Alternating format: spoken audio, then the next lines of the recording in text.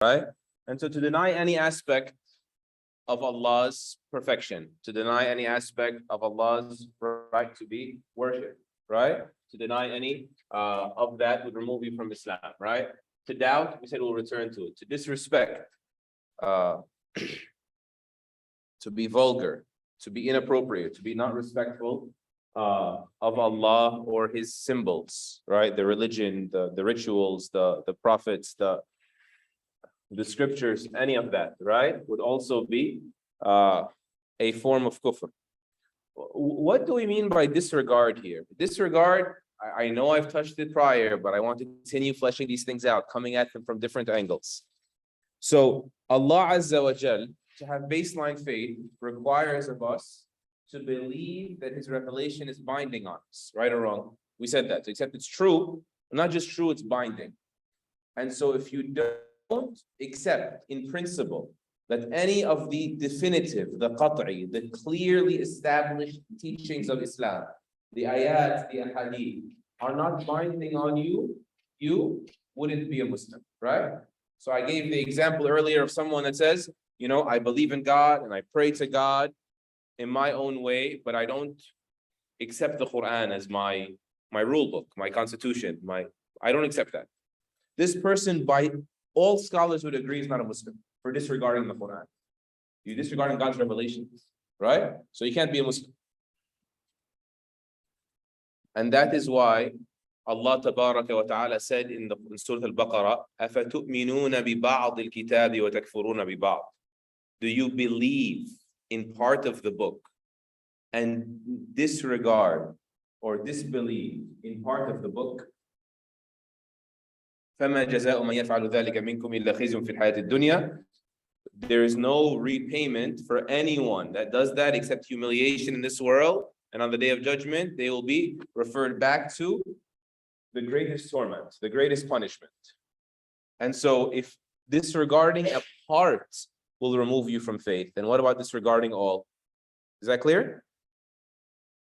So to have your own truths, to have your own authentic lifestyle, all of this stuff about putting what God ordained as second best, only if it passes my filter, if I think it's good enough, right? It's very common in liberal thought nowadays, in secular liberalism, that idea that you section off God to some ritual sphere of your life and you are free, liberalism, section off secular. Liberal, you're free to pick and choose what you want. That is kufr. That is clear-cut kufr. We have to be honest. So let me think of some controversial examples. Keep this extra spicy. I don't know, alcohol. It's not so controversial. I'll think of a better one. A Muslim who drinks alcohol, are they still Muslim? Who says no? Raise your hand. Can an alcoholic be a Muslim? Raise your hand if you say yes. Raise your hand if you say no. So defend yourself. It depends on his belief. It depends because he believes that alcohol is haram. Jazakallahu khairan. It's not that them being an alcoholic that removes them from Islam. Them justifying it would remove them from Islam. You see how important beliefs are? Like accepting Allah as the king. You see how important that is? It's huge. Like if I never drank, sisters, bear with me. If I didn't drink a drop of alcohol in my life, but I believe that alcohol is halal, even though Allah said it's haram, right? If I believe it's halal, it's fine. Not that big of a deal, no big deal, right? Drink responsibly. Otherwise, that's your rule. Responsibly, this is your head, right? To make your mind, your logic, the ultimate reference point, right? That means you put yourself on top of God. It's shirk, it's kufr, right? If I didn't drink a drop of alcohol in my life, but I believe drinking alcohol is not wrong, I'm not Muslim. And if I drink gallons of alcohol every single day, but I believe that I'm wrong in doing that, I'm Muslim. Wait, we figure it's mandatory to take alcohol, but I have my baseline. See how important that belief is? Let me think of a good one. Can't think of any good ones. Sisters, can a Muslim be a vegan? Oh, that's good. Who says yes? Raise your hand. Can you be vegan and Muslim at the same time? Yes. Who says no? No, this is you know what to do. Sister, you can't be Muslim and vegan at the same time. Be brave, not all people did. But this is up here. Can you Muslim vegan? Yeah. If you were to say it depends, you'll always be right. Because there's an exception, right, to every rule, except that rule, that there's an exception to every rule. So it depends on what you mean by being a vegan. If you don't prefer meat, you don't like meat, right? I feel bad for you. But you're my brother and sister, you're Muslim, right? But if you believe, you should not be animals because you're no better than them. So just because you're stronger, you get to like kill an animal. It's inhumane. Of course, Islam teaches us to be humane with the animals that He created for us to eat, right? Even when you're going to slaughter that animal, you're not allowed to take its soul except in the name of the God who gave it its soul. You say, Bismillah, Allahu Akbar, you sharpen the blade, so it's one cut. They don't even realize they're dying a lot of time. All of that is there. But at the end of the day, Allah said, I created these animals for you to eat and ride in other ones. For you to say that's oppressive. For you to eat animals. Can you be Muslim? You can. Right? Because now you believe that you make better rules, that your rules are superior to God's rules. You guys get where we're going with this? And by the way, it's not it's not a new notion. It's just sort of on steroids right now. The idea of my mind, my logic, my personal individual, it's just put on steroids these days. The individualistic, extreme notions of individualism, right? Radical forms of it. The rise of the ego in our age has caused this, but it has always existed. In the time of the Prophet ﷺ, they came to him about this subject, like from a little bit of a different angle, and they said to him, your religion doesn't make sense. I'm summarizing the incident for you. They said to him, you require in Islam that you slaughter the animal. And if the animal dies on its own, it's not halal, right? We don't eat dead meat. We don't eat sort of roadkill, carcasses, these things. We don't eat them. Carrion, they call it, right? They said to him, that makes no sense whatsoever, that you consider halal what you kill with your own hands, but you don't consider halal what Allah killed with His hand, right? An event of God, right? You see, it sounds like, it makes kind of sense, right? Or it could make sense. God is better than you, so if God killed something, it should be even more halal than if you killed something. But I don't need to sit there and unpack what is wrong with this. Where is the hole in this argument? I don't need to use my reason because I have revelation, right? And so when they said this thing to the Prophet ﷺ, tried to like poke holes in his teachings, Allah sent down the ayah. It's important. Allah sent down the ayah and said, وَلَا تَأْكُلُوا مِمَّا لَمْ يُذْكَرِ اسْمُ اللَّهِ عَلَيْهِ. Don't eat anything upon which the name of Allah has not been mentioned. وَإِنَّهُ لَفِسْقٌ. It's an evil thing. It's a sinful act to do that. But listen, it's not just a sinful act. We're going to get to kufr, right? It's a sinful act. He says, وَإِنَّ الشَّيَاطِينَ لَيُوحُونَ إِلَىٰ أَوْلِيَائِهِمْ لِيُجَادِلُوكُمْ. And the devils are constantly whispering to their friends. Whoever listens to the devil, right? So whoever the devils constantly inspire their friends to debate with you. وَلَئِنْ أَطَعْتُمُوهُمْ إِنَّكُمْ لَمُشْرِكُونَ. And if you give in, you comply with them, you are committers of shirk. Comply with them here means what? Eat haram meat? No, accept their logic, accept their arguments, right? So to disregard the guidance of God based on your supposed, presumed logic and arguments is a form of kufr. And it's not just about the rules in the Quran, right? It's about revelation, because the sunnah of the Prophet ﷺ is also revelation, right or wrong? When Allah subhanahu wa ta'ala said to the wives of the Prophet sallallahu alaihi wasallam. This ayah, Imam Shafi'i rahimahullah used to call this the strongest of the ayat, and there are so many. The strongest of the ayat on proving that the Sunnah is just as much revelation. Of course, the Quran is miraculous in its language, it's special in its wording, right? It's special. But in terms of it being a source of law, a sacred text, it can't be wrong if the Prophet actually said it. That sort of thing is equal to the Quran in its legal weight, right? Its authority.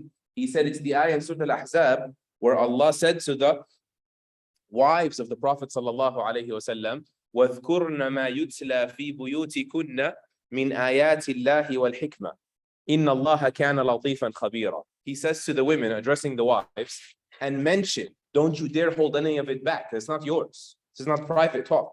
This is God's inspiration for the world that you happen to attend, and it's at home especially. Like, so no one's going to hear it but you. You have a huge responsibility to share what? He said, mention what is recited in your home of the book of Allah and the wisdom. Then he says, Inna Allah kana latifan khabira. This is like a cautioning or almost a threat. Say, Allah is very subtle. Don't leave anything out. The world needs to hear the Sunnah. It's part of Islam, right? It's part of the Quran in a sense, right? It is the lived version of the Quran, the explanatory version of the Quran, the completion of the law of the Quran. It is intended that way.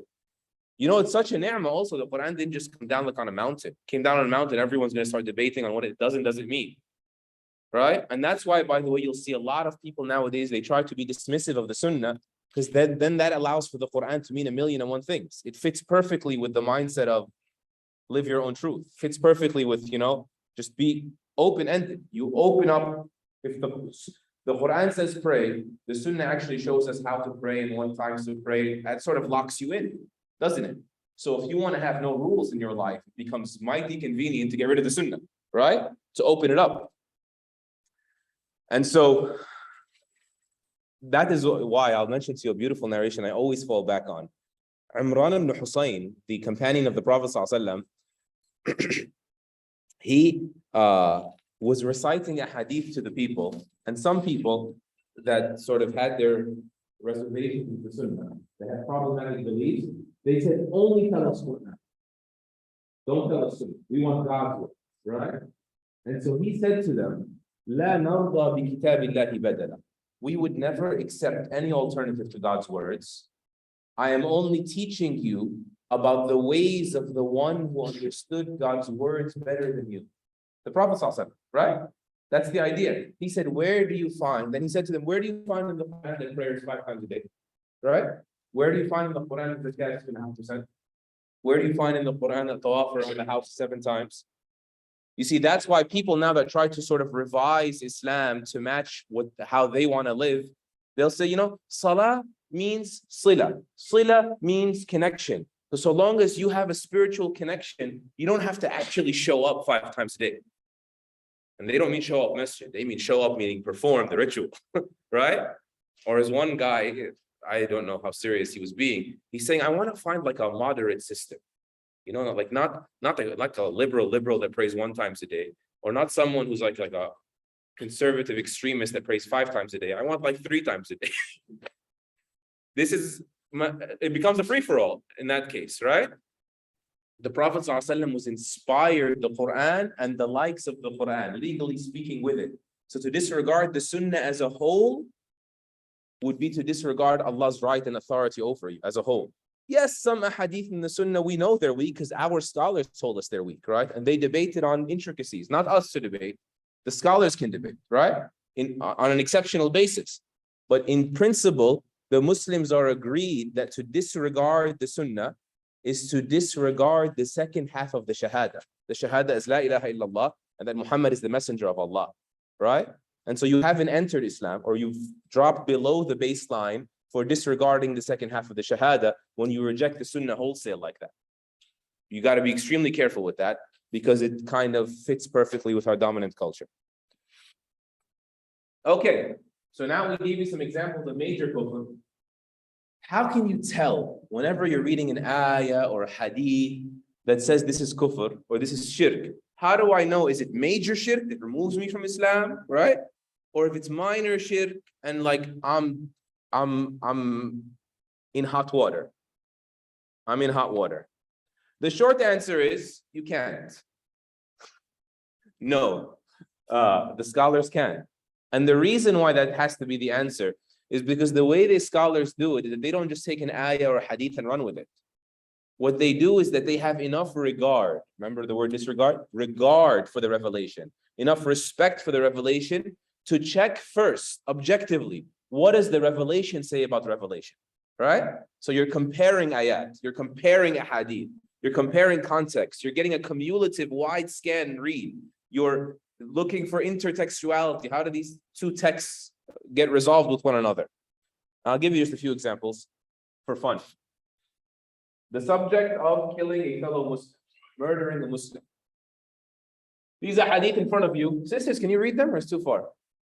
Oh my goodness, I've been reading this whole time for no reason. I thought you guys couldn't reach. MashaAllah. An optometrist would go broke in this community. So these hadith are pretty clear. Cursing a Muslim or insulting a Muslim is a flagrant sin, it's fisk. And وَقِتَالُهُ كُفْرٌ, to fight a Muslim is kufr. Hadith is kufr, fighting a Muslim is kufr. And then he also said, Allah, لَا تَرْجِعُوا بَعْدِ كُفَّارًا يَضْرِبُ بَعْضُكُمْ أَعْنَاقَ بَعْضٍ. I be warned, fear Allah, meaning, and don't go back to disbelief after me and start fighting each other again, because it was all feudal, hostile, mayhem and chaos before Islam came and brought their hearts together. So he said, don't go back to disbelief by striking the necks of each other. So it is clear, you have to respect the Prophet's words. Killing a Muslim, fighting even if you fight the Muslim, trying to kill a Muslim is kufr. You have to call it kufr. But what kind of kufr? Kufr 1.0 or kufr 2.0? The major kufr that removes you beyond the pale of Islam, or the minor kufr that has your faith critically low beneath the mandatory, and you will soon, could soon fall outside altogether, but not there yet. Right? That's the idea. So the scholar said, hold up. Those aren't the two ahadith in the subject. We got this ayah that says, if two groups of believers fight each other, wait a minute, fight each other and it calls them believers, they're still believers. You can go to the next ayah if you want, right? How to reconcile between them, and Allah loves those who uphold justice and all of that, but that's it.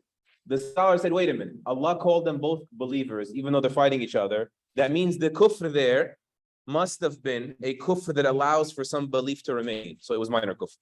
See how that works? Does that understand this? All right, close your books, pop quiz. That's what happens, right? When you say you understand. And they said, wait, there's another ayah too. Look at this ayah. Allah subhanahu wa ta'ala said, O believers, the law of retaliation is set for you in cases of murder. Someone murders your relative, you can ask the court to have him put to death, right? The law of retaliation is set for you in case of murder. Free man for a free man, a slave for a slave, a female for a female. But if the offender is pardoned by the victim's brother, guardian. That's a horrible translation, but it doesn't fit my purpose here. What the ayah actually says is, فَمَنْ عُفِيَ لَهُ مِنْ أَخِيهِ شَيْءٍ. If the offender is pardoned by his brother, they still call them brothers in faith, meaning. So they're still called believers, even though they're fighting. They're still called brothers, even though one of them murdered the other, right? And so they said, so those hadith must mean minor kufr. So you never take an ayah, you never take a hadith, and you just run with it. When would it be major kufr to kill a Muslim? It's minor kufr. When would it be major?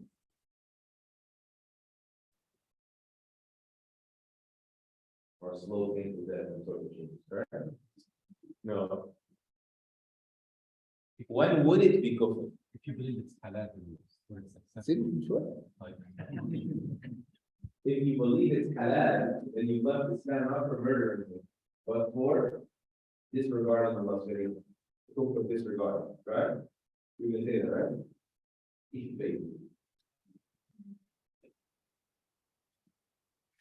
Okay. When would it be sinless to kill a Muslim? Huh? Yes.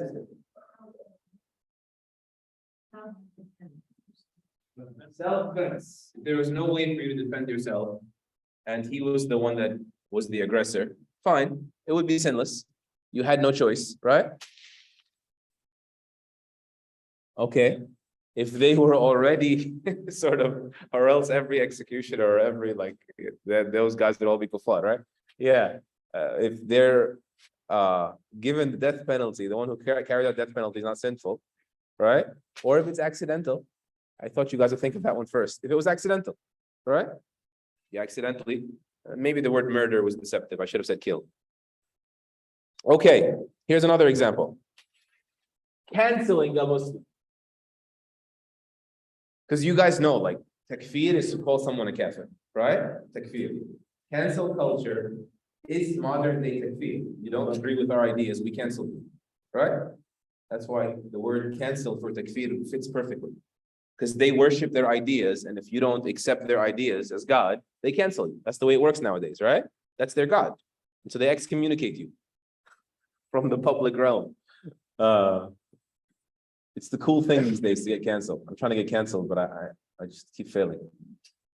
It's the easiest way to get famous. These ahadith say what?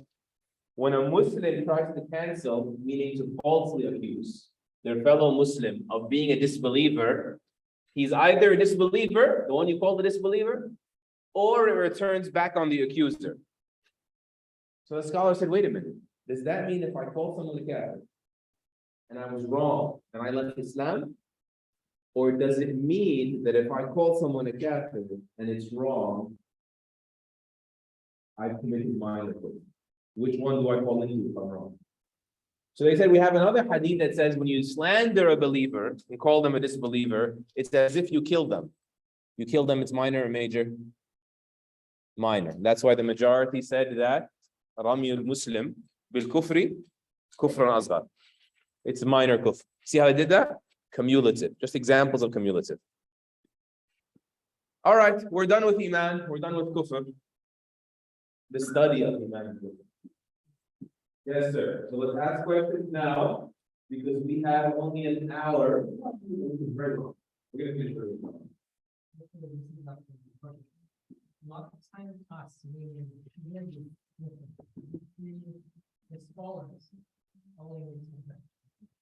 Did you just call me a regular Muslim? I'm offended. Do you know this was custom made?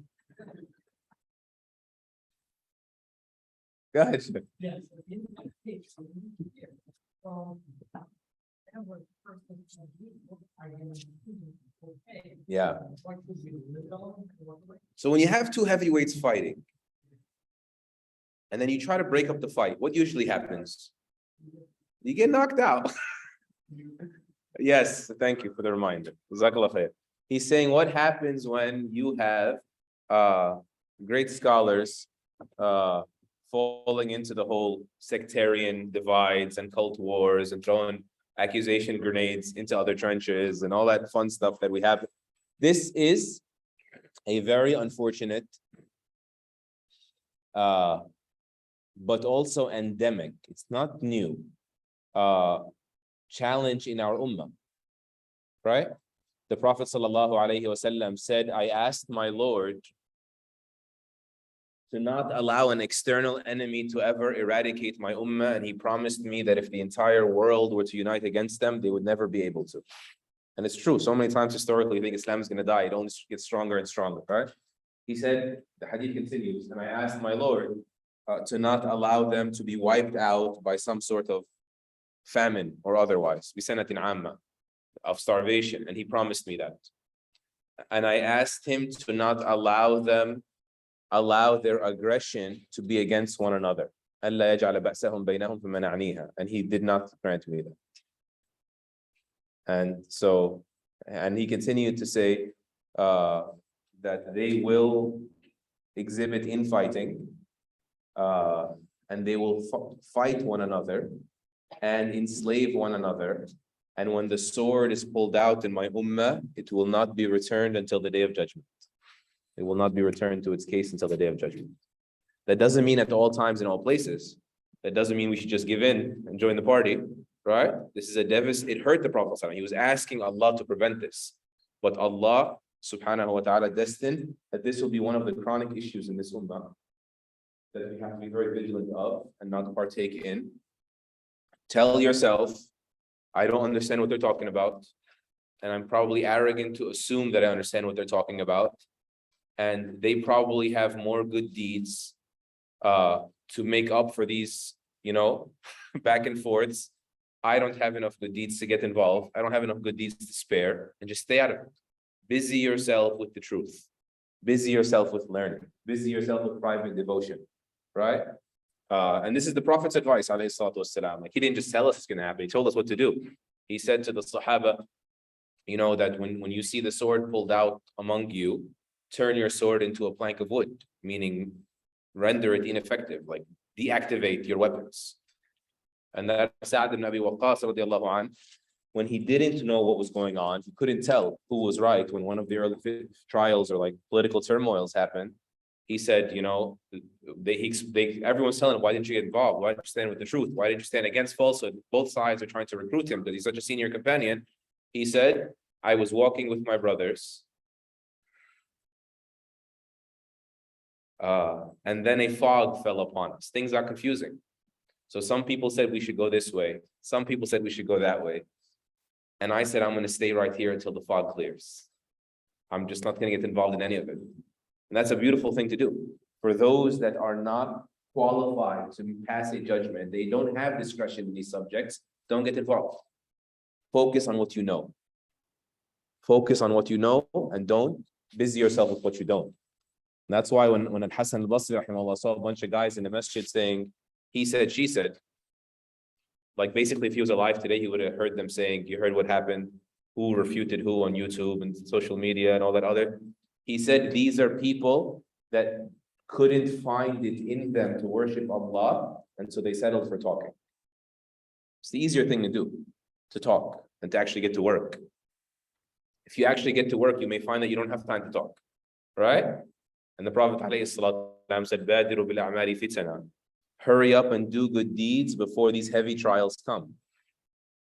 Right? So you have to prepare for the next blow and the next round and the next trial and the next chaos with deeds, because people get busy talking when the trial comes. You have to get busy in a habit of doing devotional acts, of doing service to the community, of helping people in what you know is definitely help, is not harmful.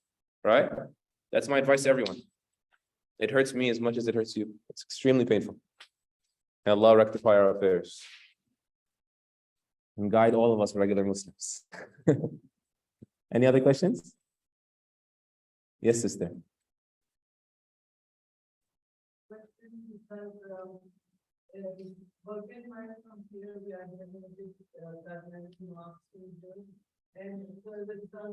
We have a what mosque? I'm sorry? Qadiani mosque. Okay. Mm-hmm. Uh-huh.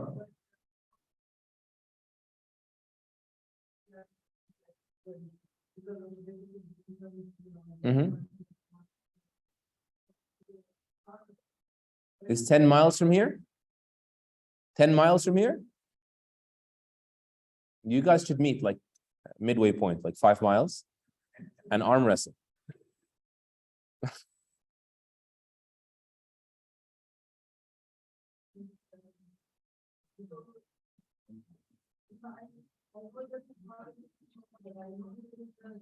So these things I can't begin to speak on, not to cut you off, because there are so many elements and dynamics to communities. I can speak on generalities, but probably no, it'll be not very useful for you.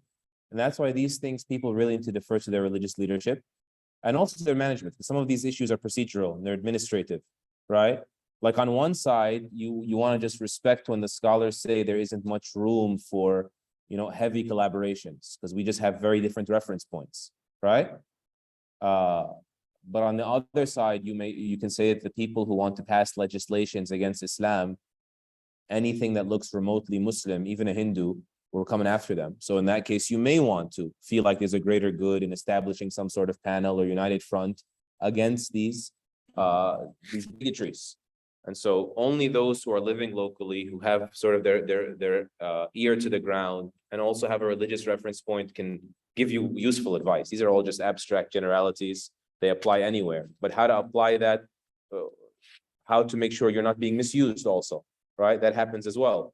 At times you think you have a healthy alliance, then one group throws you under the bus, and then you have to answer for things that you don't actually represent to begin with, and so on and so forth. So that's why there can't be community without leadership. So I would defer to the leadership on these issues, and Allah knows best. Even if the leadership is not perfect, because if the leadership is not perfect, all that means that they're not prophets. That's it, right? So you try to make the best out of the situation. Are we good? Okay, so dealing with doubts, right? Remember we said that one of the forms of major kufr is doubts. And that's the final two subjects I want to speak about are how to deal with doubts in general schematic or framework. And the last one is how doubts are actually a spiritual issue. I called it psychological yesterday, but we shouldn't assume that the psyche and the spirit are two different things. So with spiritual remedies, you can get rid of doubts as well and work through them. So how do you resist doubts? This is, I hope, a useful little checklist to cover your bases. First of all, are these even doubts? You see, on several occasions, they came to the Prophet ﷺ complaining to him that we have these whispers, we have these thoughts that we can't even express to you. We're too ashamed to even say them to you. One Sahabi said, if I were to fall out of the sky and like smash onto the earth, I'd rather do that than tell you what I'm hearing. And so the Prophet ﷺ reassured them that this has no toll on your faith so long as you're resisting it. He said, do you actually experience that? Alhamdulillah, alladhi radda kaydahu ila al-waswasa. Praise be to Allah who limited his tools, the tools of shaitan, to whispering. And then he said, ذَلِكَ صَرِيحُ الْإِيمَانِ, in one narration. That is straightforward or pure faith. What's pure faith? The whispers? What's pure faith? Your resistance. Like when someone comes and says, Sheikh, I got these crazy thoughts, I got these crazy whispers. The fact that you're complaining to me means it's not you, right? You don't like it. So that's a sign of your faith, that you are bothered by these whispers. And so don't say, oh, I must be doubting Islam and all that other. You're not doubting Islam. If your doubt hasn't reached the point where it is slowing you down in your Islam, so long as you're living up to Islam, Allah will get rid of those whispers. Eventually, it is your jihad. It's fine. It's one of the greatest forms of jihad. You have. Then he told us how. He said, فَلْيَسْتَعِذْ بِاللَّهِ وَلْيَنْتَهِي. When one of you is like plagued by his whispers, let him seek refuge with Allah and let him interrupt himself or herself. يَنْتَهِ. Snap out of it. Don't entertain it. Just ignore it. So some doubts are not actually doubts that threaten your faith, but they could just really bother you and harass you. And so the prophetic remedy is to ignore them. Keep that in mind. Imagine a person leaves Islam because they thought they already left, so I might as well just keep going.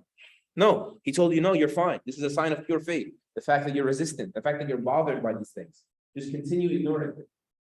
You know, interestingly, in the world of psychiatry,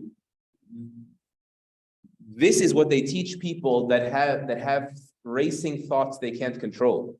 They call it OCD sometimes, right? Obsessive compulsive, disorder where you become dysfunctional. You can't function because I can't stop thinking. And so all they do for them is they teach them how to interrupt these thoughts, right? How to cognitively stop yourself, exercise it. They walk them through, they coach them on how to ignore these thoughts. And that volume, if you will, of the thoughts, it just gets lower and lower and lower until you're able to totally flush them. That's the idea. And the Prophet ﷺ told us to do that. So that could just be a psychological issue. It could be chemically based.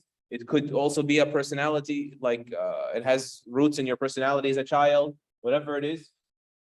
Not all doubts are doubts that threaten your faith or are kufr or anywhere near kufr. Is that clear? That's step one. Step two, don't be a monkey. That's not what it says. That's what it means. Don't seek doubts to dispel them. Some people do that, and I told you this yesterday. I need to repeat it because alhamdulillah, some new faces here as well. You don't go and try to figure out what all the doubts are so I can answer them so that I can have strong faith.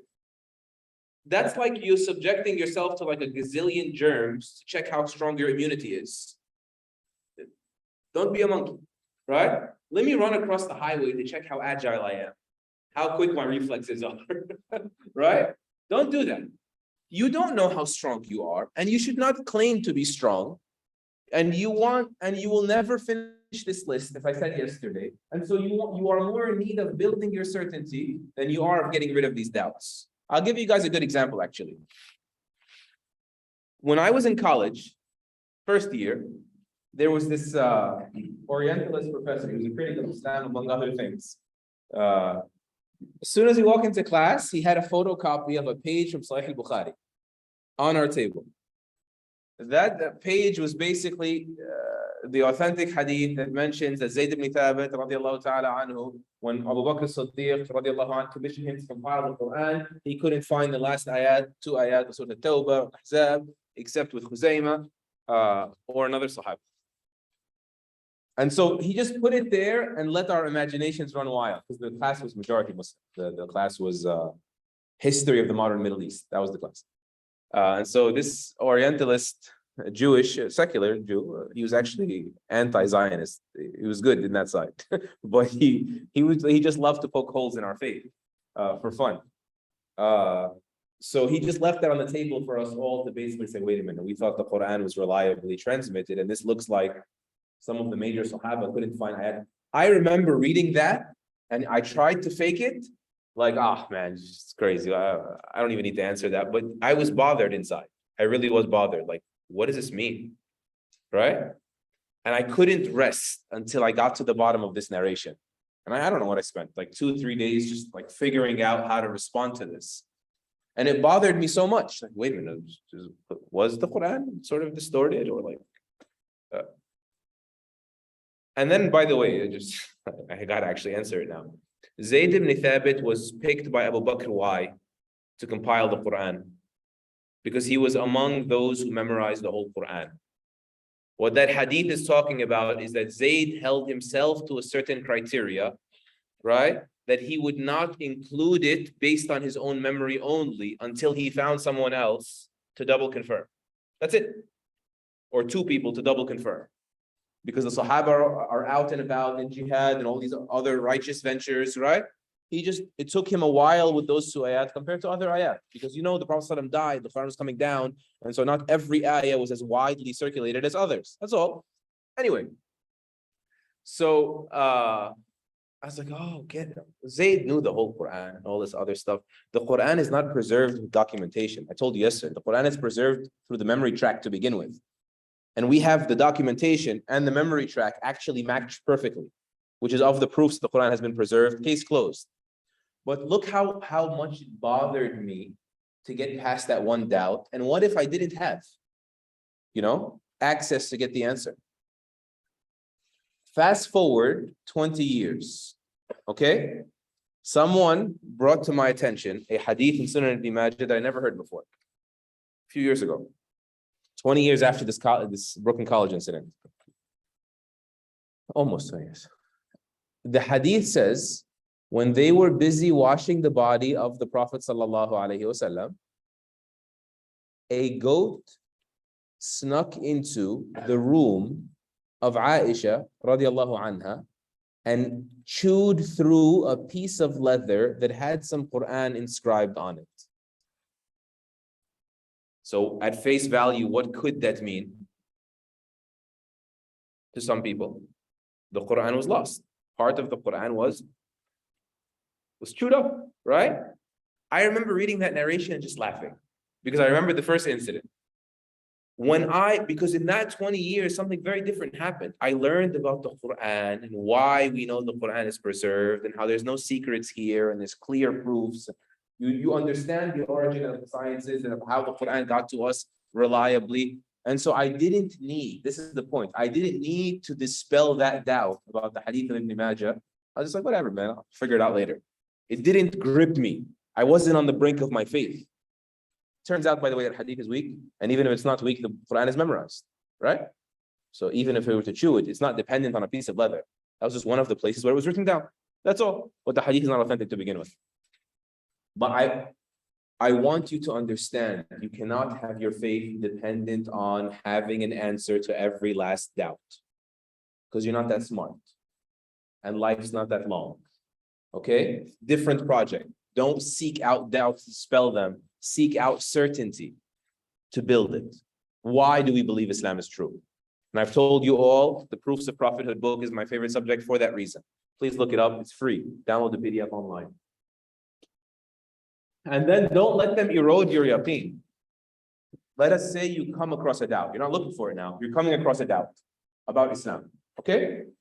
This doubt is about an aspect of Islam, or is it about Islam being true to begin with?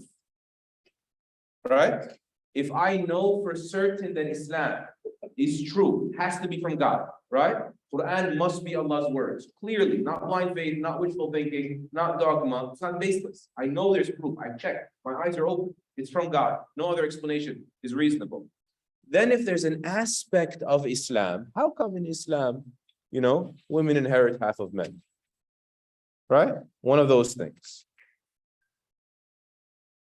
It's not going to change the fact that Islam is true. You're just wondering what is the wisdom now, right? It's not going to affect my yaqeen in Islam to begin with.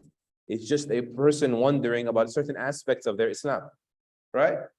And that's normal, and that's fine. And that's why it's called submitting, because if it all makes sense to you, then are you really submitting? No, you're not.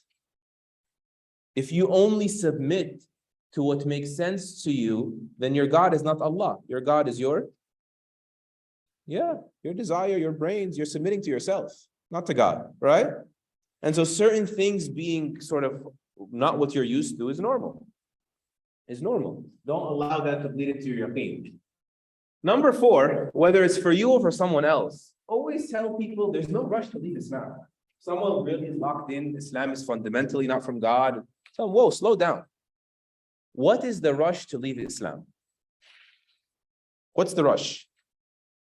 Like let's just for hypothetical sakes that atheism is true, or a person believes that atheism is probably true. We tell them, hold up, take your time. Right? There's no rush. Because if atheism is true, you have nothing to lose by being a Muslim. Statistically speaking, people that believe in religion and partake in religious devotions report much higher rates of life satisfaction. They have far better relationships within their families and their marriages. They are more philanthropic and altruistic, meaning charitable and selfless and the likes, right? So what's the rush? Sometimes people say, oh, that's Pascal's wager. Pascal's wager basically is the notion that just in case religion is true, it's safer to wage on the side of religion because there's nothing lost, right? If it turns out that atheism was true, the screen just gets turned off, I didn't lose anything, right? But if it turns out atheism was false and I didn't pick religion and there's a hereafter, oh man, I gambled on the wrong side of the table, right? Of course, we don't believe that because doubt is kufr. But we mean as a stepping stone. If you want to start there, this is reported actually that even Ali ibn Abi Talib, it's reported about him that he said one time to a skeptic, he said,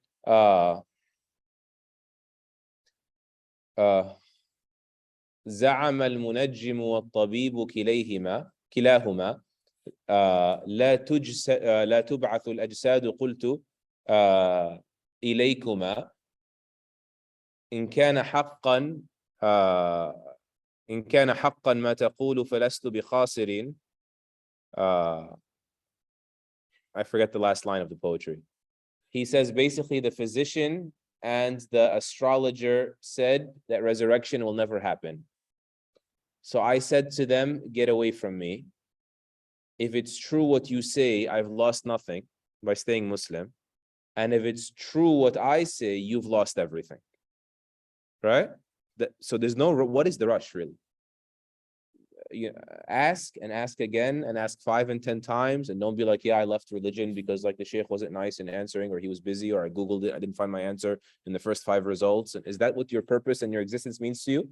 A quick 2 thumbs Google search, right? So be reasonable. I know that this is the most important question. What is the meaning of life? What is the purpose? And then you need to know that your doubts also be optimistic. Know that your doubts might be your way to certainty. Like the hiccup story I gave you in my own college undergraduate experience, it caused me to become more confident than I ever was in the Quran, right? And so don't be pessimistic and say, oh, I'm done. Many times you're done because you think you're done, whether it's with Islam or with your marriage or with your business. You believe before it actually was inevitable. Any questions? I'm not going to go through this whole like deep list, but Yaqeen Institute, in their inaugural study, when they first launched, they surveyed imams and religious leaders, and they surveyed swaths of the Muslim community about what are the inlets or the pathways to doubt. What is it that causes people to doubt their religion? And they bucketed it into these three buckets: moral and social concerns, philosophical and scientific concerns, personal and emotional concerns. And so like under moral and social, if it's too small to be read, it's like the role of women. Why does Islam sort of frame women or look at women or treat women that way? Or why do bad things happen at the hands of religious people? Or why are people of religion so intolerant? Obviously, I'm not going to be answering all this now. And then there's some of the highest ranking answers on the philosophical or scientific front is that, are we certain that God exists? What's the scientific proof? I covered a little bit of that yesterday. If there's God, why is there evil? I touched on that yesterday, right? The debate on evolution, right? When you're so confident in science, you start thinking that science is conclusive, and those probabilistic proofs of evolution start becoming, the be-all end-all, for example.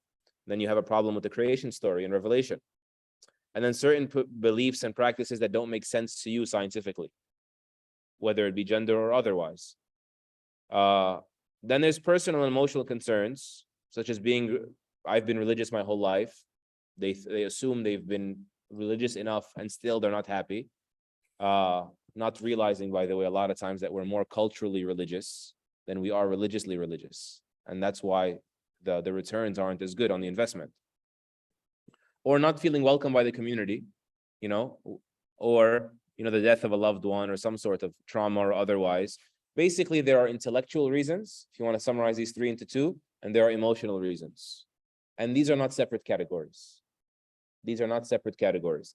And the next slide, I think, is a better place to talk about this.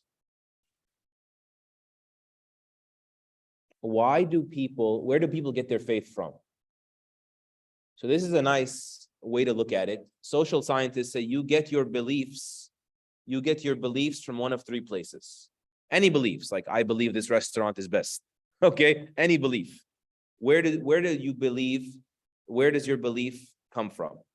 They said the most common place where people get their beliefs is association. That's why I put it at the bottom.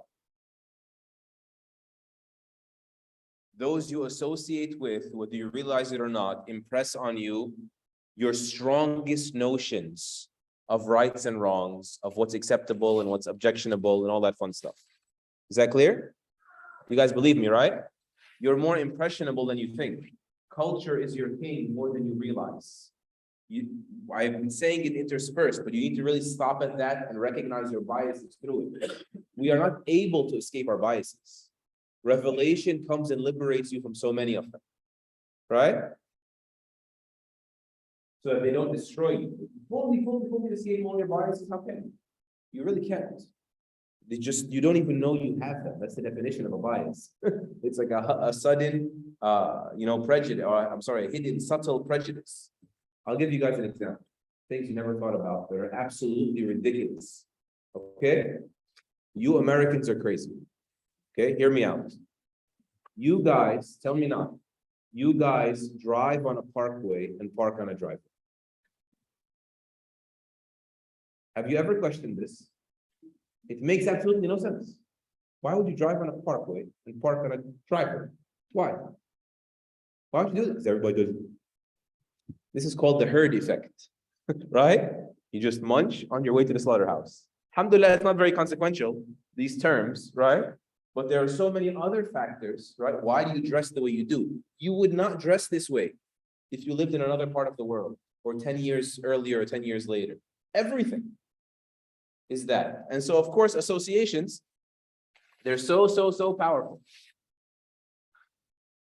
But people that insist on being grateful for their minds and being objective and think for themselves, they tend to report even stronger convictions. Most people don't. Most people think they're thinking, but they're not actually thinking, right?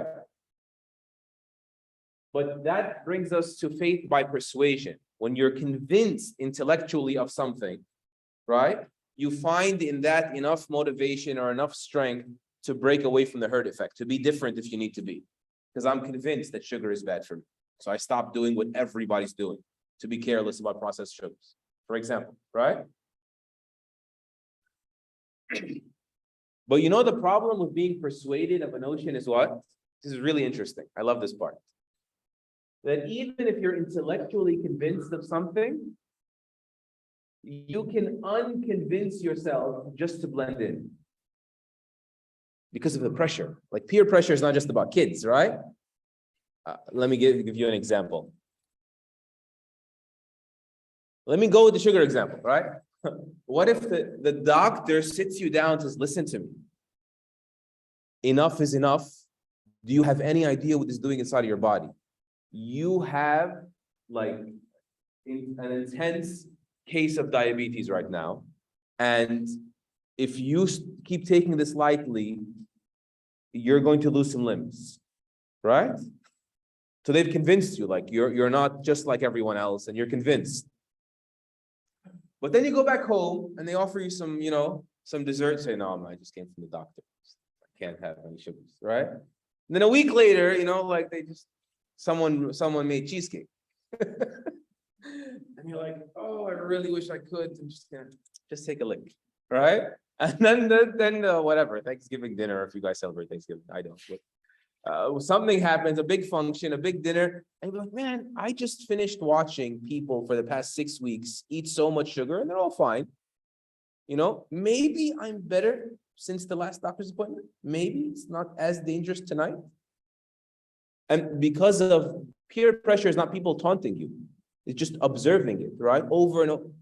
What's one slice going to do, right? That's how it works. So if you're here, you still can wind up sort of justifying for yourself a little bit of here. See how that happens? Same thing with religion. If you're convinced theoretically that Islam is true, if nobody around you is living Islam, you don't want to be a misfit in society. Nobody wants to be a weirdo, right? You just want to be where you look like people and they look like you, and you talk like people and they talk like you. You want to fit in. It's normal. We're social creatures, right? And that is why you have to keep climbing. Faith by actualization is when a person feels, it's very interesting because it shows you that human beings are more emotional than rational. When human beings feel that they've experienced the faith themselves firsthand.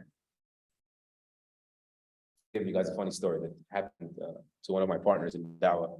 This guy, elderly man, subhanAllah, he just puts me to shame with the amount he has. He always has his backpack on him with Dawah books in it, and we go, and then we used to go before he got deported. May Allah ease his way. But he gives Dawah to anything that moves. Like if the chair moves, he's going to talk to the chair. Okay. One time we finished like a big conference about like telling people about Islam, and on the way home, like we're going to pass out, so we stop for donuts. So we drop him, and the brother who's parking, by the time the brother who's parking just pulls in and just gets the cashier's taking a shahada. He's relentless. Anyway, so one time he's talking to this neighbor lady in his building, actually, this one. Elderly woman, Southern Baptist look, like the bonnet hat and the long skirt and like a lot of, Islamic values. She's devout Christian. So he's trying to convince her, right? Persuasion. Trying to convince her Islam is true because of X, Y, and Z. This is the actual message of Jesus that has long been lost. She says to him, she's really old, 70. She says, honey, listen, no matter what you say, you're never going to persuade. Do you know why? Because Jesus speaks to me at night. If you just believe, he'll speak to you too. So he realized it was a dead end. He said, okay, I gotta regroup and think of a new tactic. So he left her alone. She's in my building. Where's she gonna go? Hopefully she doesn't die in the next few days. Think of plan B. He comes back to her a few days later and he goes, "You were right." Well, so he spoke to me. She got so happy. She's like, "I told you. You just gotta believe," right? One of those. And he said, "Yeah. It was just one thing." She said, "What?" He said he didn't know you. She's like, "What?" He said, "Yeah." He said he never came to you before, ever. She got real upset. And she said to him, "You weren't speaking to Jesus, you were speaking to the devil." So he's like, "Lady, listen, one of us is talking to the devil." How do we figure out which one? We can't sort of base our beliefs on some voices we hear in the dark. It's just not a reasonable thing to do. And she still didn't become Muslim. Why didn't she become Muslim? Because she felt like she experienced it herself. Now, imagine a Muslim if he's able to cover all of these bases. We're able to provide for each other a sense of community, for the emotional element to be there. Some of the most practicing brothers in my old masjid, not the masjid I'm at now, the masjid I used to volunteer at New York City, they became very convinced of the deen, very, committed, because they just wanted to be there. There was jujitsu classes, and we were feeding the poor under the Empire State Building in New York City in Manhattan at night. And sometimes that stuff was better than 1,000 lectures and 200 books. It is, right? So they just needed that peace of like not having to always be on defense to hide my Islam just in case, right? So important. And then from there, there's the intellectual input. You give them the reasons. And then on top of the reasons, they start tasting the sweetness of faith themselves. Right? That's how faith is acquired. That's how you bury doubt. It's not just the intellectual stuff, right? I told you that even if the intellectual stuff were not there, but the experience was there, this experience will outdo the intellectual stuff, right? Imagine when Islam is truly persuasive, very intellectually compelling. Imagine you have all three. That's when you own your faith. That's when nobody could break your faith. That's when, if Allah forbid, my teacher says, that if you wake up in the morning, Allah forbid, and everybody left Islam. The Shaykh of the masjid left Islam. You don't care. I don't care. I have my faith with me wherever it goes. Nothing can shake me. May Allah take us to that level and keep us there. Say Ameen. But it takes work. It takes work institutionally, right? As communities, and if not as communities, then at least as families, right? You have to offer that sense of that social fabric, and you have to invest in learning. We need to know more sort of about Islam nowadays than ever before, because the alien thoughts are more present than ever before. And they're very nicely packaged so many times, and they could be very deceptive, right? And then you have to invest, persevere in the ibadah of Allah Azza wa Jal, to awaken your heart, to spiritually grow you, to enlighten you. Spiritual enlightenment is a part of your conviction. It's part of your yaqeen. There's a famous quote about this that Ibn Ata'illah Secondary mentions. I want to share it with you about, persevering until Allah allows you to behold the truth, His truth, subhanahu wa ta'ala. Little small, so I'll read it. He says, rahimahullah, do not abandon dhikr because you don't feel your presence with Allah. People say, I don't pray because I don't feel it, right? I was religious, but I wasn't happy, right? It's one of the sources of doubt. So he said, this is hundreds of years ago, right? 700 years ago. Do not abandon your remembrance of Allah, whether that's the prayer, or it's the words of dhikr, whatever, right? Don't abandon the remembrance of God because you don't feel your presence, that sense of togetherness, right, with God. He says, because your forgetfulness of His remembrance is worse than your forgetfulness in His remembrance. What does that mean? Someone unpack that for me. What does he mean? Raise your hand.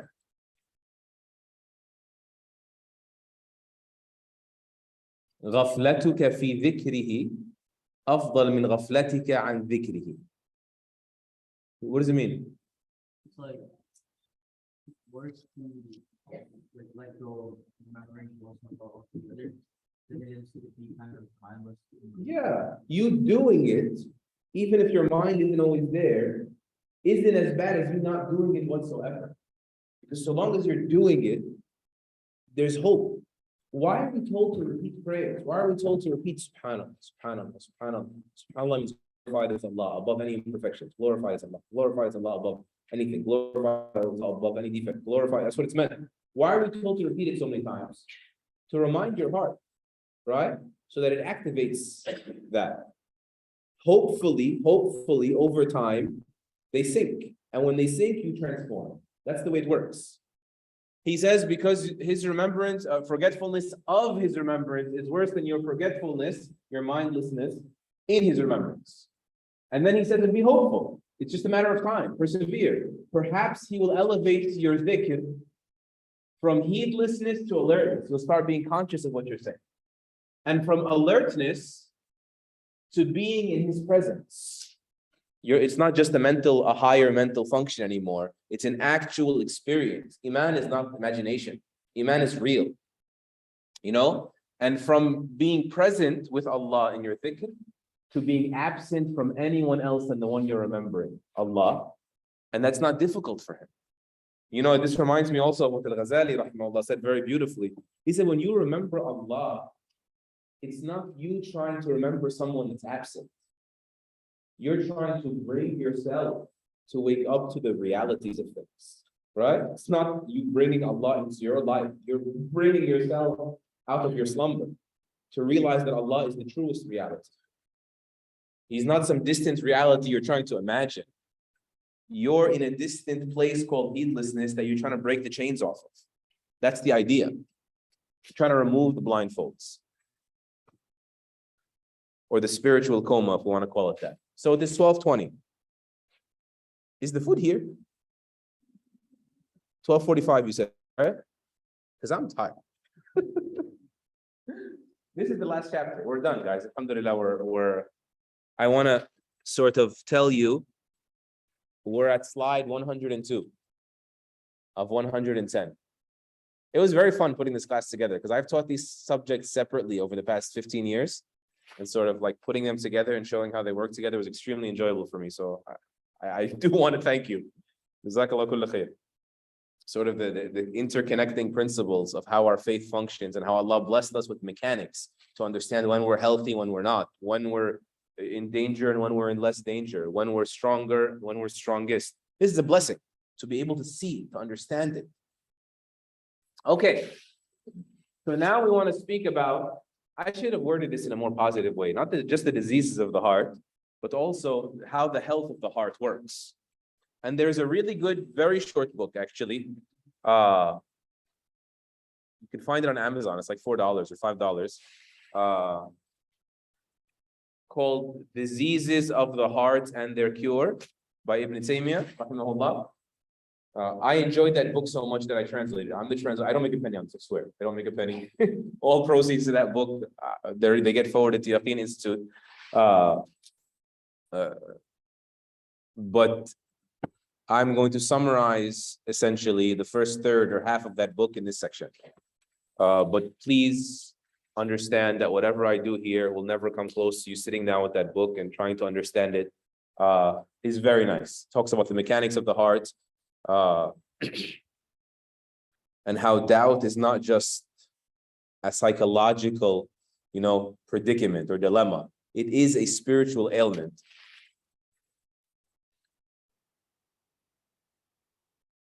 And the importance of the heart should be clear to every Muslim. Allah subhanahu wa ta'ala told us about the clarity that Ibrahim alayhi salam had and that we will get. Hopefully we get it while we can still do something about it. He said, oh Allah, don't humiliate me on the day they're all resurrected, the day when neither wealth nor children will benefit anyone, only the one who comes to Allah with a sound heart. So what does it mean to have a sound heart? Sound of any diseases, a healthy heart. And the diseases are many. Doubt is a huge part of it. So Ibn Taymiyyah in that book, rahimahullah, he calls our attention to something that I found remarkable. He's not the only one, but it was the first time I came across it with such simplicity. He speaks about how the Quran is kitabun uhkimat ayatu, a book, Allah calls it a book, that its verses are uhkimat, they're fine-tuned, they're extra precise, they're brilliantly precise. Like Allah doesn't use words not just randomly. Allah doesn't even use words that are correct if there's a better word to use that humans understand, right? And so he says, the Quran, we know that we have to pay extra special attention to its wording because it's so enlightening for us. It tells us so much. He said, and what did the Quran call people that are unhealthy? It didn't say their hearts are broken. It didn't say their hearts are dead. It didn't say their hearts are evil. It said their hearts, it very specifically described their hearts as diseased. So all throughout the Quran, you find this notion of disease. He says, and it's worth stopping at. Why disease? He says, because humans are extremely familiar with disease.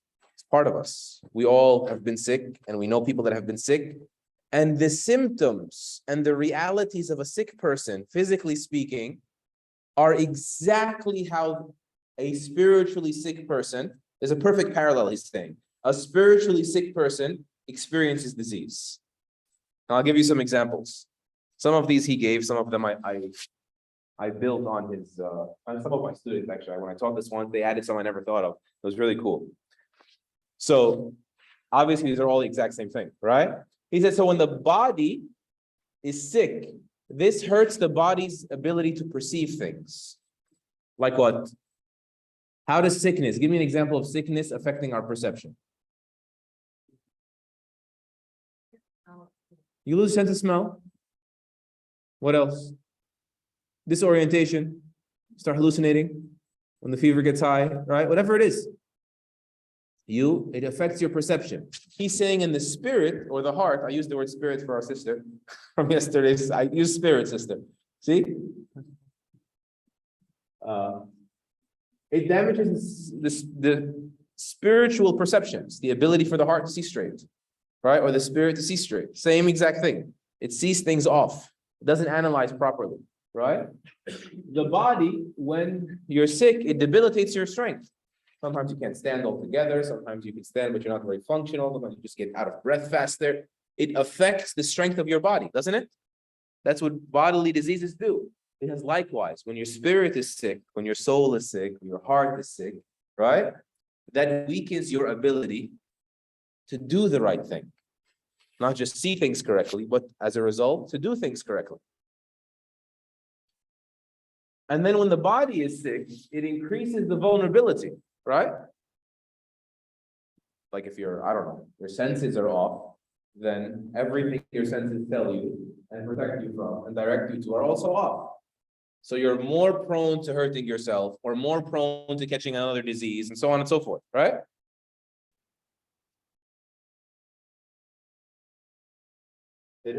We call it immunocompromised.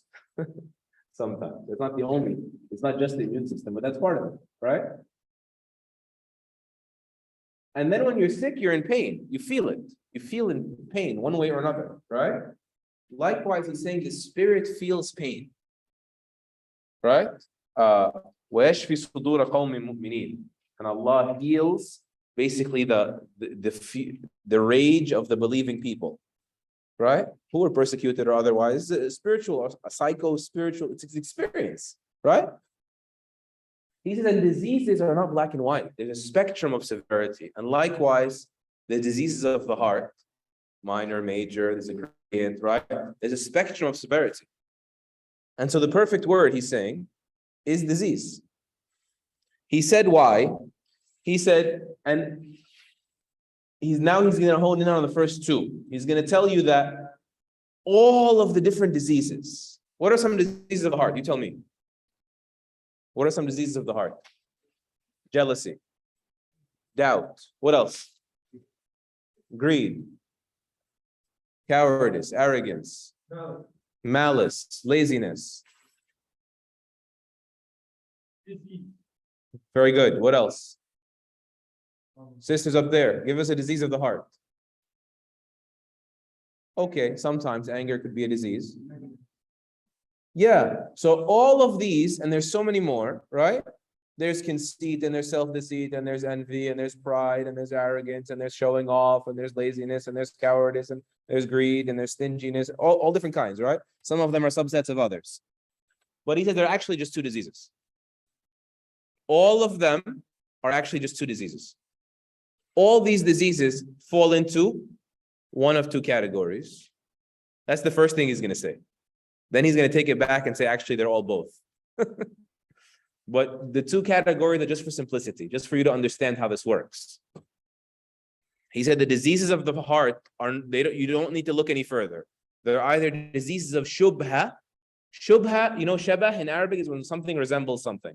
So shubha is when there's confusion, there's doubt, like rights, wrongs, true, not, good, bad, right? And so the shubha is a disease that corrupts the knowledge or the beliefs or the perceptions of the heart. Is that clear?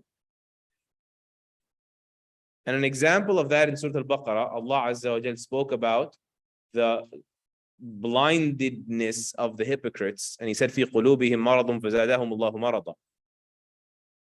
That in their hearts was a disease, that was a disease of doubt. They couldn't see the truth anymore after, playing games with it. So in their hearts was a disease, and so Allah increased them in disease. That's the disease of doubt. He said the second disease is the shahwa. Shahwa means desire or lust or appetite, or they translate it different ways. And that is basically a corruption in the heart's willpower, the heart's determination, the heart's strength to do the right thing. Yes, sir. Allergies can work. So, an example of that is when Allah said to the believing women, فَلَا تَخْضَعْنَ بِالْقَوْلِ فَيَطْمَعَ الَّذِي فِي قَلْبِهِ مَرَضٍ. Don't, O women, be too soft in your speech, so that the one in whose heart is a disease, the disease is what? What's the intended disease here?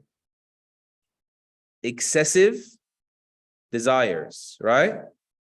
They read too much into your softness, right? Don't be soft in your voice so that the one in whose heart is a disease doesn't become hopeful, right? He's saying these are just examples, right? Doubt is a form, and then desire, but these are just examples of the two categories that summarize all spiritual diseases. Then he says, these are actually not two categories. They're one category. Because these two feed into each other. You see, we said the disease of the hypocrites, of doubt. Is that only doubt? No, it was because of a desire. The desire to stay alive and not have to go through this whole jihad thing. And so they started doubting, like, do we even know if he's a true prophet? The desire to just live the lazy life, live the quiet life, right? Live in the shadows life generated this doubt. You see that? And so the desire generated the doubt. And then here, this one, فَلَا تَخْضَعْنَ بِالْقَوْلِ فَيَطْمَعَ الَّذِي فِي قَلْبِهِ مَرَضٌ. Don't be soft in your speech so that those in whose hearts the disease don't become hopeful. Once again, it was a desire, the sexual desire, right? It led them to misread the behavior of women, right? Right or wrong? So you think she's interested, but she's not. Why? Where'd you get that confusion from? You wanted her to be interested, right? So you misread, you read too much into it. So it's like a cycle. They feed into each other. Most doubts, and this is how this plays into the issue of doubt. Most doubts begin as desires. Ibn Qayyim says, most doubts begin as desires. In other words, it was convenient to doubt.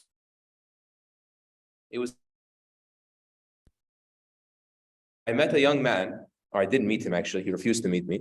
His father and his brother and others reached out to me that he had these doubts and he left Islam recently. Born to a Muslim family, memorized 22 juz of Quran. And he's leaving Islam because of some doubt. What's the doubt? The Quran has scientific errors. What's scientific errors? I said to his family. He said because it says that there was a flood in the time of Musa salam that covered the entire earth, and that's scientifically impossible. So I said, no, I need to know more about him. Because that's like, I've heard it before, but that is like one of the weakest intellectual doubts you can actually cite. First of all, the Quran doesn't say it was the whole earth. It doesn't say that. The word earth does not have to mean the whole earth. There's tons of instances in the Quran when earth does not mean the whole earth. It just means the land, right? That piece of land, that region, that city, right? And also, there's nothing in science to say conclusively that it's impossible for there to be a global flood, by the way. You actually don't know that. So there must be something else. So I asked to speak to his brother, other family members. Here's the real story. He graduated out of college, had an accounting degree. He got a very desirable position in a corporate firm in Manhattan, in New York City, that you would never get at entry level. You got to build your way up to that, but he just got extremely lucky, right? And so in order for him to keep that, he had to sort of operate a certain way. You have to attend certain social events, network in a certain way, attend certain parties, handle certain menu items, bring your wife, there's wine, there's dancing. His wife is an ultra-conservative sister. I don't mean that in a negative way, but she's a very conservative sister that just arrived in America. So even like culturally and religiously, she was not fine with this. He told her, we're not going to be able to, to have social mobility. You got to like freshen up a little bit. You just got to take off your hijab, enough of this stuff. And so she abandoned him. She left him with her baby and she moved out overnight. And so his life sort of started falling apart, right? Because of all the guilt he was feeling. So for someone in that place, it becomes extremely convenient for you to stop feeling guilty and say, well, how do we even know I should feel guilty? How do we know there's a fire to begin with? How do we know Islam is true to begin with, right? It fits the mold, right? You see, guys, it's important because this applies to every single one of us. The first thing to get weak is the heart, if you will. I'm just going to use this stuff loosely. Is the heart, because the heart is like unstable, taqallub, right? And so you give in to temptation, you give in to the desire. Then you want to feel bad about it. And so then your mind, which is relatively more stable, then it starts reprogramming, saying, it's not that wrong, it's not that bad. We don't actually know that it's true. It's a very dangerous process, the way the disease spreads. So it begins with a desire, and usually starts with a desire, and then it turns over into a doubt. That is why we're saying this chapter is about doubt so many times being a spiritual disease, right? That's why we have to regulate your desires. You're either going to start living the right way, or you're going to eventually just confuse yourself on purpose and convince yourself that the way that you're already living is the right way. Does that make sense? Is this clear? It can happen the opposite as well. If you have certain doubts, obviously, if you don't believe firmly that God is great, you're not going to respect him into your desires, right? So they say, for example, the Jews, for instance, the Jews are more known for doubts or desires. What was their Achilles heel? Who says doubts? Okay, who says desires? It's both, but the desires were more evident in them. That their pride, we are God's chosen people. We are a special bloodline. That desire to be on top, to dominate the human hierarchy, that sort of thing, led them into doubts, right? They said with the Christians, it was the opposite. With the Christians, it was doubts to begin with. Right? They were confused. The scriptures were lost. The very first community, the Sahaba of Isa alayhi salam, were fed to the lions. Right? So that those doubts about who God is and isn't, what God wants and doesn't, that led to a life of just no discipline. And we see this today. But they are both guilty of both, right? And we as Muslims are also subject to both on a lesser level. That's why you say, Sirata alladhina an'amta alayhim. Oh Allah, guide us the path of those you favor. They don't have doubts, they see it right. And they don't have, obviously have. You're not hurt by your doubts, you're not hurt by your desires. You have knowledge, no doubts. You have actions, righteous actions, not desires. You're not a captive of your desires. That's what it means. knowledge and actions, the ability to conquer your doubts and conquer your desires. But then you say what? غَيْرِ الْمَغْضُوبِ عَلَيْهِمْ وَلَا الضَّالِّينَ. Not like those who have your anger, who gave in to desires, like the, and not like those who are ضالين, who are lost, like the Nasara. You see how it all fits in? It's all one narrative. That's why Sufyan ibn Uyayna said, whichever of our scholars becomes corrupt, he has a resemblance of the Jews. Because he has the knowledge, but then the desires got the best of him. And whichever of our worshippers is ignorant, he has a resemblance of the Christians. That's why we're saying, guide us the straight path, the path of knowledge and actions, not the path of desires and doubts. Because the desires hurt your actions and the doubts hurt your knowledge. Are you seeing the connections? Yes, brother.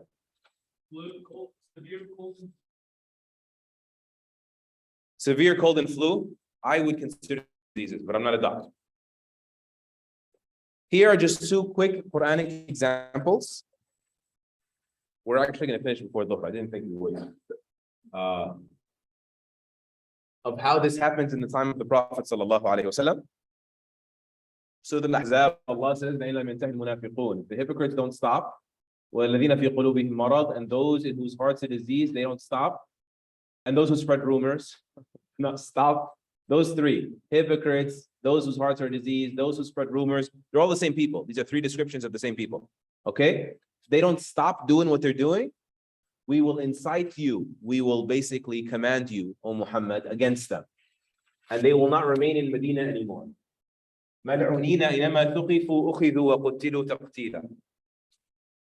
These are the hypocrites who suffered from a lot of doubts due to their desires, and their doubts and desires just kept getting worse and worse and worse and worse. So they started spreading rumors. The Romans are coming. The Persians are coming. We're all dead. We're all going to die.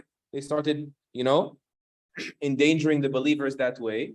And they also became very toxic in terms of their desires. They started harassing the believing women. And that's why in Surah Al-Ahzab, the verses of hijab came down at that juncture, that moment. And so they will be driven out of Medina, or they will be massacred. Al-Imam As-Suddi rahimahullah says, and this ayah is proof that the punishment for rape in Islam is death, because they were basically attempting to rape, right? That's why, just to give you context. But notice they're hypocrites, they're doubters, or even pretenders of Islam. As a result of their doubts and desires, their situation kept getting worse and worse and worse and worse until these commands came down to the Prophet ﷺ, because they would infect the rest of the community and endanger the rest of the community. Here's another one that speaks about all of human history, not just the hypocrites in the Prophet's time. Allah subhanahu wa ta'ala said, every messenger we sent and prophet, when they recited the scripture to the people, I'm paraphrasing, Shaitan threw something into it, like he made them misunderstand. Shaitan caused them to hear the wrong message. Not everybody, but there were people who misunderstood God's message, right? But Allah removes, He cures, right? people, and He removes what Shaitan suggested. And Allah makes precise His verses. Allah always makes the Quran and the previous scriptures, parts of it give the same message so people won't be confused. If you really want the truth, it'll be all over there. It'll all be concurring and reinforcing itself in other places. But basically, this is important. That is so Allah may make what Satan throws trial for those within whose hearts is the disease. I know I'm doing a poor job of rushing this, but this ayah is about selective hearing, right? When your heart has a disease in it, God helps you, suggests to you, helps you along, hear what you want to hear. People have selective hearing in arguments. Some people approach the Quran like this, just to pick up the arguments that will justify what they're already doing. Selective hearing. What is the cause of selective hearing?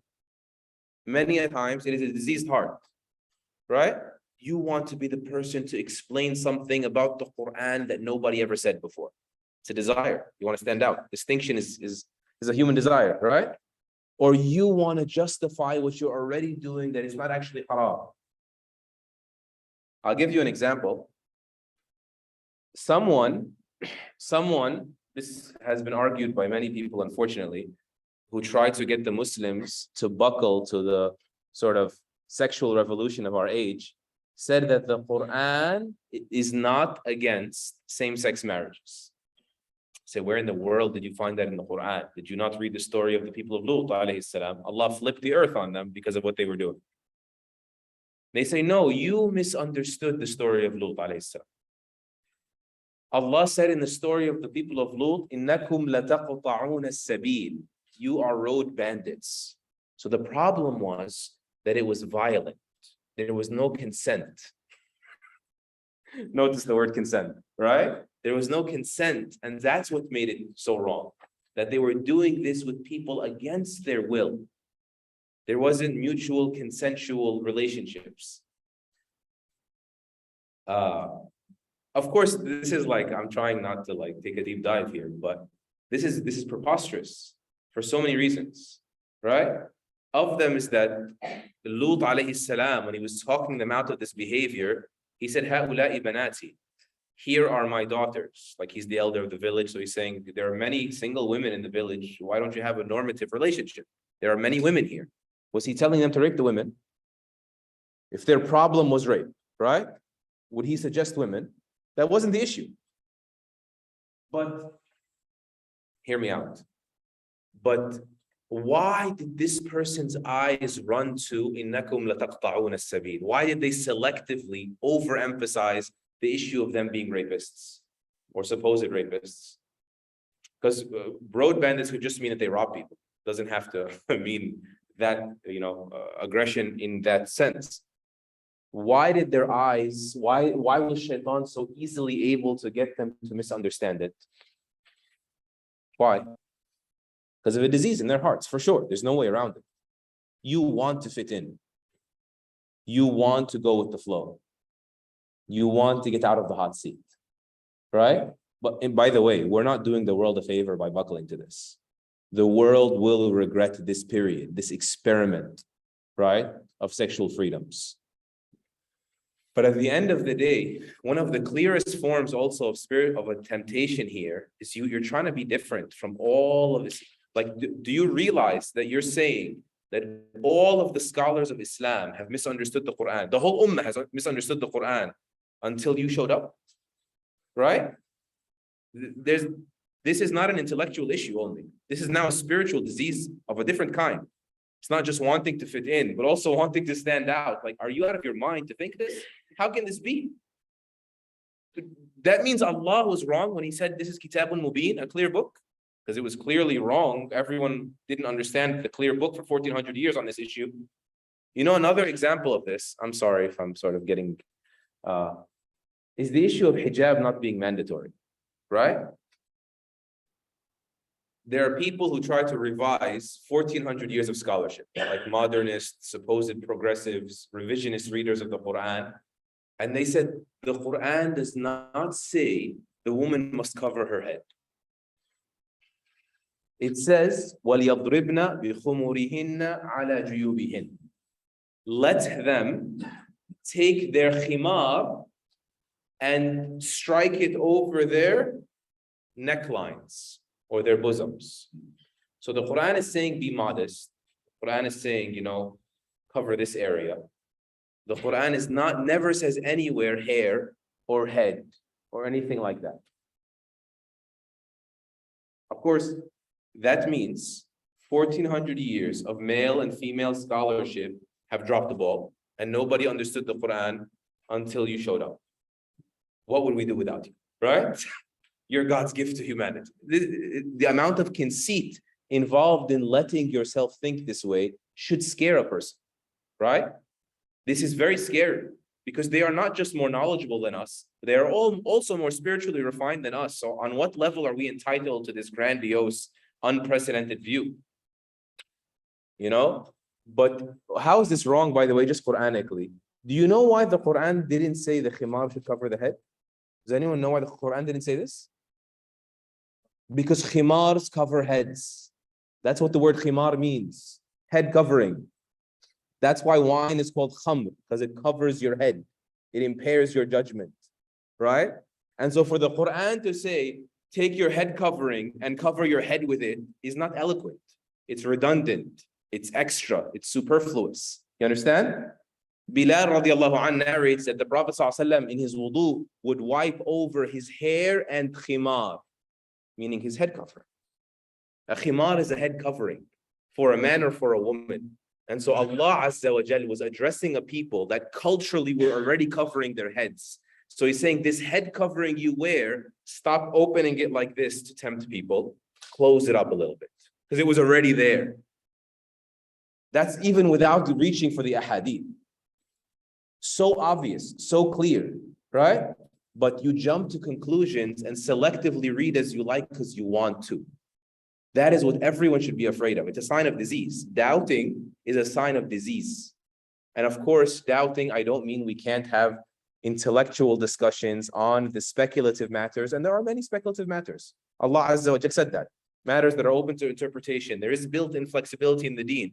But when you take something that's crystal clear, definitive because no one ever understood it otherwise, and then you say, no, it's not that clear, that means there's something wrong here. We're talking about the definitive, clear-cut matters of the deen that have enjoyed scholarly consensus forever.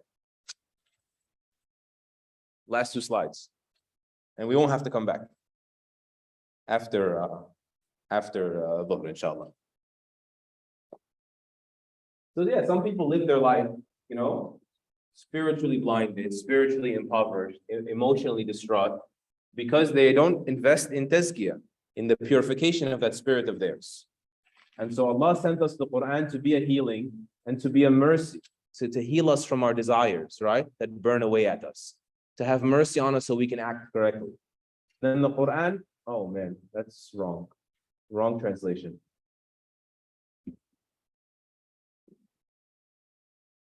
There has come to you an exhortation from your Lord and a healing. And a healing for what is in the chest, and a guidance and a mercy for the believers. What was my point in these two slides? Ibn Taymiyyah in that book, I'm summarizing for you, he said if everything is two, there's doubts that confuse your mind, and there's desires that weaken your willpower to do the right thing. That's what makes the Quran the perfect fuel. Because the guidance and the wisdom, two common themes, two common descriptions of the Quran, guidance and wisdom are to get rid of doubts. Huda, right, hikmah are often used to describe the Quran. That's the counterpart, the remedy, the antidote to that. And then shifa and rahmah, the cure and the mercy, that is to cure you from your passions and desires that sort of derail. So he's saying that these are maw'idah, a reminder to help you wake up out of your desires. The hikmah, the wisdom to help you see through your doubts. That's why Allah calls the Quran maw'idah, a reminder, a wake-up call, and a hikmah, a guidance. Because you have doubts and you have desires, so you need reminders against the doubts, against the desires, and you need wisdom against the doubts. Is that clear? I just wanted to show, maybe we should put it in a chart or something, or a mind map. But it just shows you how the Quran is so perfect and so self-contained. And here's the final slide. Obviously, this is like an artistic symbolic image of Musa alayhi salam marching through the water that Allah split for him. Allah Azza wa Jalla said, الَّذِينَ آمَنُوا وَلَمْ يَلْبِسُوا إِيمَانَهُمْ بِظُلْمٍ أُولَٰئِكَ لَهُمُ الْأَمْنُ وَهُمْ مُهْتَدُونَ. Those who believe, you have Iman, our course was about Iman, and they don't contaminate their Iman with wrongdoing, with injustice against themselves, against others, against the rights of Allah, right? You're protective of your Iman. Those are the ones that will have security. Security in both worlds. Many forms of security, and they are the ones who are rightly guided. You see, you don't always have to determine what is guidance. There's unconscious guidance that Allah grants the people of Iman. Right? There is no time really, but there's so many things that could have confused you and could have tempted you, but because you focused on your Iman, Allah just sort of moved it out of your way or moved you along without a scratch. يَهْدِيهِمْ رَبُّهُمْ بِإِيمَانِهِمْ, the other verses. Allah guides them by their faith, by virtue of their faith. They sort of just, like a breeze, they got through the controversy, or they got through the temptation, or they got through the misfire. They dodge these bullets all the time because of their faith.